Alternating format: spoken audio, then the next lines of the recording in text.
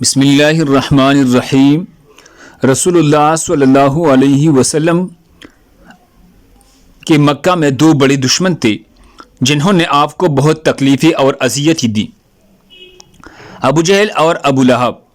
عام طور پر لوگ ابو جہل اور ابو لہب کو ایک ہی شخص سمجھتے ہیں، جبکہ کچھ لوگ ان دونوں کو حضور کا چچا مانتے ہیں، جبکہ ایسا نہیں ہے۔ ابو جہل، جس کا اصل نام عمر ابن ہشام تھا، قریش خاندان سے تعلق تھا، لیکن آپ نے اس کا کوئی قریبی رشتہ نہیں تھا۔ بعض لوگ جو اس کو آپ کا چچا خیال کرتے ہیں، یہ غلط ہے، اس لیے کہ آپ کی دادا عبد المطلب تھی، اور ابو جہل نہ عبد المطلب کا بیٹا ہے اور نہ ہی عبد المطلب کے خاندان کا ہے، بلکہ عبد المطلب عبد مناف کے خاندان کے تھے، اور ابو جہل مخزومی قبیلہ اور خاندان کا تھا۔ ان دونوں میں خونی رشتہ نہیں ہے۔ ابو جہل کا شجرہ نسب کچھ یوں ہے: ابو جہل بن ہشام بن مغیرہ بن عبداللہ بن عمر بن مخزوم القرشی المخزومی۔ ابو جہل جنگ بدر میں اپنے انجام کو پہنچا، جہاں پر اسے دو بچوں حضرت معوذ اور معاذ رضی اللہ عنہ نے اسے زخمی کیا، اور حضرت عبداللہ بن مسعود نے اس کی گردن دڑ سے الگ کر دی۔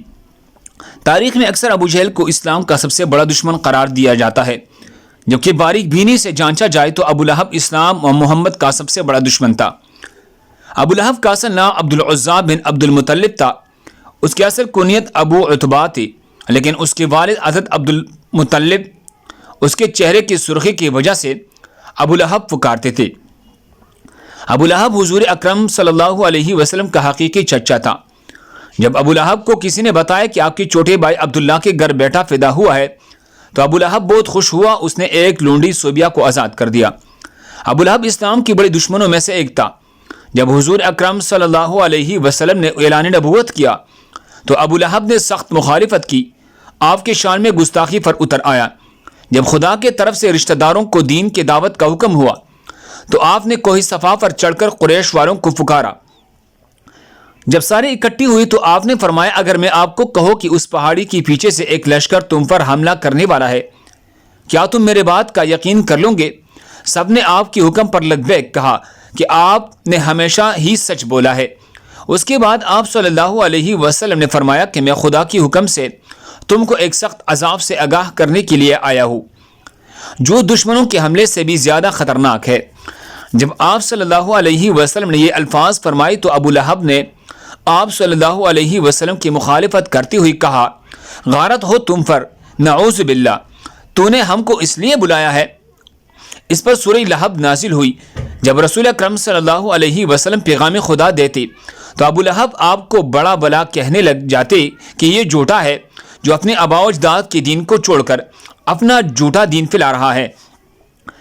بعض روایت میں ہے کہ ابو لہب نے کوہ صفا پر آپ کو قتل کرنے کے لیے ایک پتھر بھی اٹھا لیا تھا۔ ابو لہب حضور کی اتنی مخالفت تھی کہ جب حضور اکرم صلی اللہ علیہ وسلم کے بیٹے عبداللہ کا انتقال ہوا تو ابو لہب بہت خوش ہوا اور وہ ڈرتا ہوا اپنے دوستوں کے پاس گیا اور کہا کہ حضور اکرم صلی اللہ علیہ وسلم اب تر یعنی نسل ختم ہونا ہو گئی ہے۔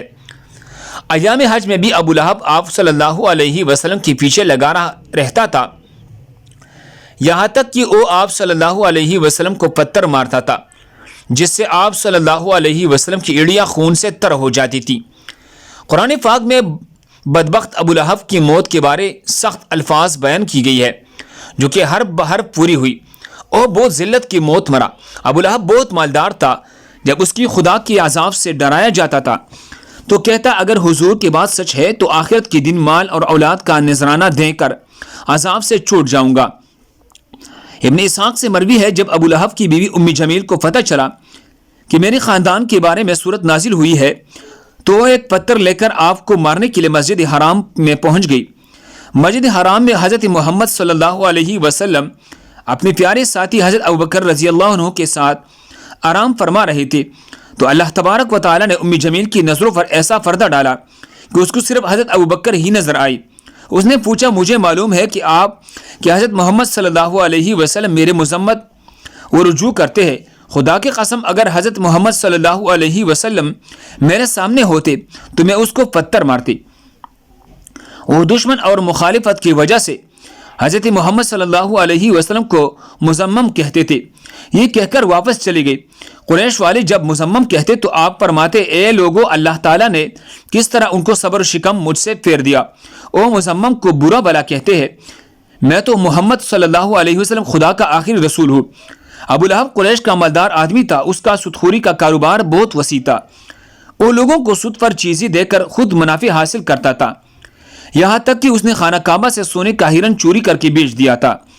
ابو لہب کی اولاد بھی نبی کریم کی بہت زیادہ دشمن تھی۔ ابن عساکر ابن اسحاق لکھتے ہیں، ایک دن ابو لہب کی بیٹی عتیبہ نے یہ ٹھان لیا کہ حضرت محمد کے پاس جا کر ان کے رب کے بارے میں بری باتیں کہہ کر ان کو اذیت پہنچائے گا۔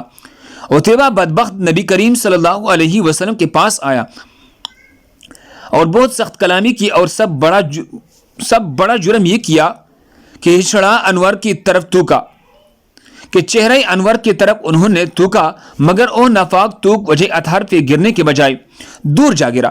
اس کی گستاخی پر حضور اکرم صلی اللہ علیہ وسلم نے دعا مانگی، اللہ اس پر اپنے کتوں میں سے کسی کتے کو مسلط کر دے۔ عتبہ اپنے خیال میں بڑا کارنامہ سر انجام دے کر اپنے باپ کے پاس آ گیا۔ ابو لہب نے پوچھا، پیارے بیٹے، تو نے اسے کیا کہا؟ اس نے کہا، میں نے یہ اور یہ کہا۔ اس نے پوچھا، اس پر محمد نے کیا کہا؟ عتبہ نے بتایا، اس نے یہ بددعا دی۔ یہ سنتی ہی ابو لہب کا رنگ سرخ ہو گیا، کیونکہ وہ جانتا تھا کہ محمد کی کوئی بھی دعا ایسی نہیں جو قبول نہ ہو۔ اب وہ پل پل اپنے بیٹے کا خیال رکھتا۔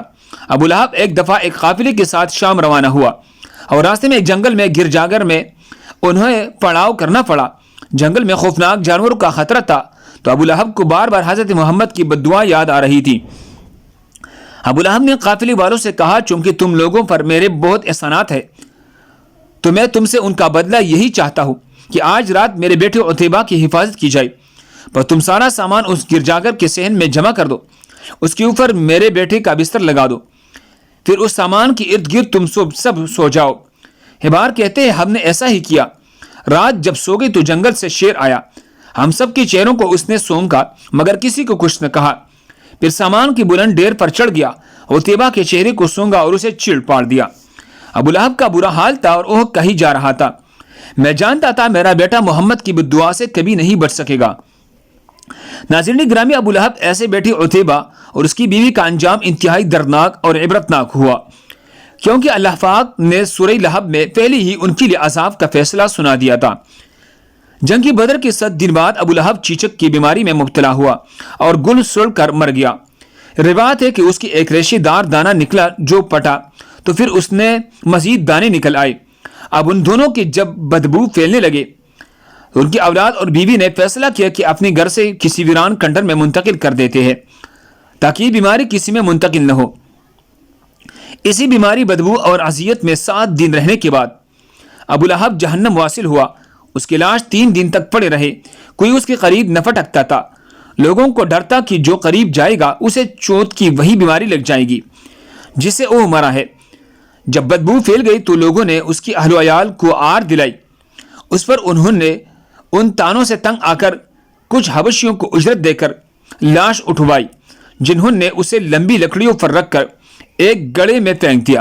اوپر سے دور کڑے ہو کر یوں پتھر پھینکے جیسے اسے رجم کیا جا رہا ہے۔ اس کی بیوی جب امی جمیل کے نام سے معروف تھی، ابو سفیان کی بہن تھی، اس کا نام اروا بنت حرب تھا، وہ بھی ایڑیا رگڑ رگڑ کر مری، اور اللہ تعالیٰ نے ارشاد فرمایا، اس کی گردن میں مونج کے رسی ڈال کر اسے جہنم میں پھینکا گیا ہے۔ وہ اپنی قیمتی ہار پر فخر کیا کرتے تھے اور ڈینگی مارتے تھے کہ یہ میں قیمتی ہار بیچ کر محمد کی مخالفت میں لگا دوں گی۔ اللہ تعالیٰ نے اسی گردن میں وہ توق ڈالا جس سے شیطان بھی پناہ مانگتا ہوگا۔ اللہ تعالیٰ ہم سب کو بھی اسلام پر چلنے کی توفیق عطا فرمائے۔ دوسری مسلمانوں کی فائدے کے لیے آگے ضرور شیئر کریں۔ مزید خوبصورت واقعات کے لیے ہمارے چینل کو سبسکرائب کریں۔ جزاکم اللہ۔